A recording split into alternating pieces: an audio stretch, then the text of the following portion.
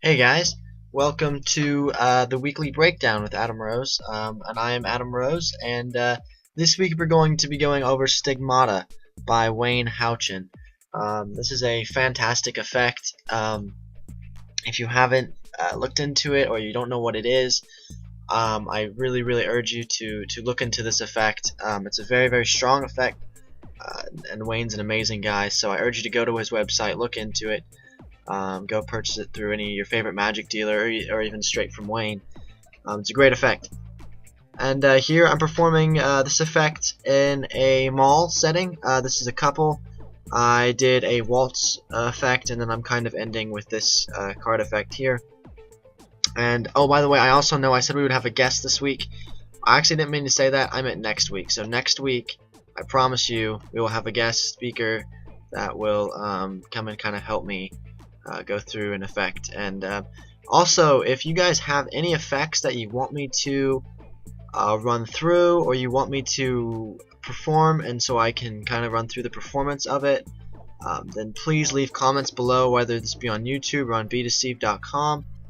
Please leave comments, and if you guys want any added sections, if you want me to talk about anything, if you want me to throw anything new into it, or if you want just a specific effect on here, I will do my best to grab that effect, practice it, and go out and perform it. I have a lot of effects, so if you guys have any, I probably have it, and if I don't have it, then I will definitely purchase it. Or if there's anything effects of yours that you want me to perform, I'd love to do that as well. So anything like that, just let me know, comments below, and I'll do my best to answer those, and I'll do my best to try and perform those, or whatever that may be. So let's go on to the performance. Here I'm asking him his name, which is also a really important thing. Is make sure you ask your spectators their name. Make sure you're on a name basis with them while you're performing. It's much more personal. It's much more seven of diamonds there. It's much more personal. It's much more. They care more about it if you actually say their name. They're actually going to respect you a lot more. So that's actually a pretty important thing to do, especially performing for people you don't know. Here I had him select a card. Now I'm having him just shuffle the cards. So he's just shuffling the cards. Also, again, any magic where the spectator themselves can shuffle the cards is going to be a lot stronger. Their hands are on it. Here I take the cards. Main thing here again is something I just talked really fast. I went really fast, and that's an error. Here I'm having him touch my arm. Again, this is a strong effect because the spectator does feel really involved. And in this effect especially, the spectator themselves grabs your arm, and their fingerprints that they pressed onto your arm move. So they are creating the magic. Any effect that you can get to where the spectator themselves is involved, in this case the spectator themselves is actually shuffling the cards, and the spectator is grabbing you, and they're literally creating that moment. I'll show you what I mean. And I also, sorry for the black, I did smoke before as well in my hand. So he's pressing. I tell him to press as tight as you can. Another thing, and I know you can't hear it, but that's really important, is especially in this effect, is to create the image and create the idea of magic in your patter. So in this case, I'm saying, I want you to scream your card in your mind, and grip onto me. All right, think of it in your mind, perfect, and grab as tight as you can, and make sure that's intense. It's getting more intense. They're like, oh, okay, yeah, they're getting more intense.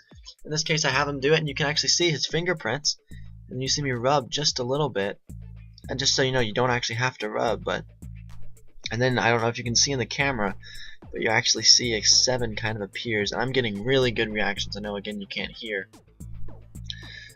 I let them. Another thing is sometimes I point it out to them, and especially in this effect, you don't need to point it out. They can see it, and I think that's another weak point that I did in this specific presentation. Is I pointed out to them. I didn't need to do that. They can see it. It's pretty clear. On camera, you can even kind of see. There's definitely a 7 from his fingerprints on my skin, and you can see that. The only thing I really do say when I do this effect is say, oh, it's red. It's red, so it's probably like a red card, like a diamond, right? I just add that as a side note because I don't want to put, I don't want to have a 7 and a diamond on my skin. I think that looks less magical, it looks more rigged. So I just leave that 7 on there, and then when they press it, that's their fingerprints moving onto it. So Again, don't point out your magic if it's very obvious. In this case, it's very obvious there's a 7 on my skin. I didn't really need to point it out, but I did anyways, so I feel like that was a little excessive. And again, really good reactions there. But I mean, I think main keys from today are too fast.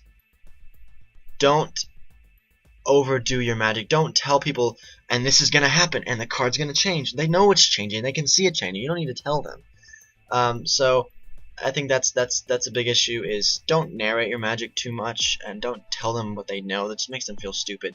Use their name. Get personal. Shake their hand. Have a conversation with them. Just go, "Hi, my name's this. Can you want to see a trick?" No, they don't. They're not gonna care. People don't care about what you're doing. They're not gonna pay attention to it. So make sure you introduce yourself. Talk to them a little bit. Before you just go straight into a magic trick. Talk to them. Be a real person. Have social skills.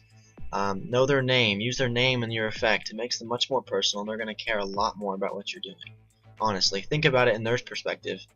What they use your name in it, obviously you're going to be more invested in it. Think of it by your perspective. So use their name. Don't move too fast. Don't narrate your magic too much. And yeah, I had a really fun time doing this effect for this couple. They're very, very nice. Again, have fun with what you're doing. And I think that's all of it for today. Thank you guys for watching. Be sure and go ahead and check out the shell and see what's new going on there. And we have a lot of cool stuff coming out for you guys very, very soon, right before Christmas. We're gonna have a lot of new effects actually being released. So that's all I can say about that for now. But just look forward to that fairly soon. So get excited for that. Again, thank you guys for listening, and thank you for supporting bedeceived.com and what we strive to do. Have a great day, guys, and see you guys next week.